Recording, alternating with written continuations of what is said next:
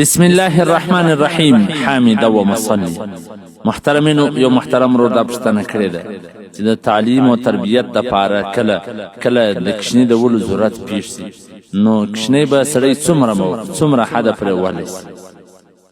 محترمینو، به قدر د ضرورت چې داسې یو چکه یو دوې چکې هغه هم پر ملا باندې یا داسې په مزغې کې د ولو اجازت شته، خو په لرګي سره یا په پاډ سره د دې اجازت نشته.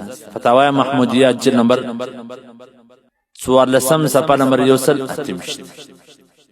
هغه دومره په سختي سره لیکلي دي چې سړی زیات ماشوم وایي کشنۍ وایي، د قیامت په ورځ به دغه کشنۍ بیا د ده څه قصاص په حواله سره د رد محتار جلد نمبر اول صفحه نمبر 351 دا غرنګه حاشیه تحتوی جلد نمبر اول صفحه نمبر 119.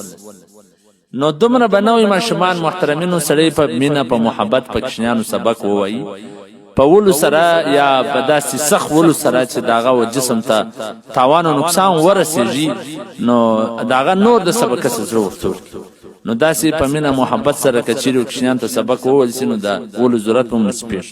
دومره به نه وایي په پاډه په ډنډه او په دې کې څوک وایي د قیامت په ورځ به دغه کشنۍ بیا د ده څه د دې بدله اخلي، قصاص به ځنه.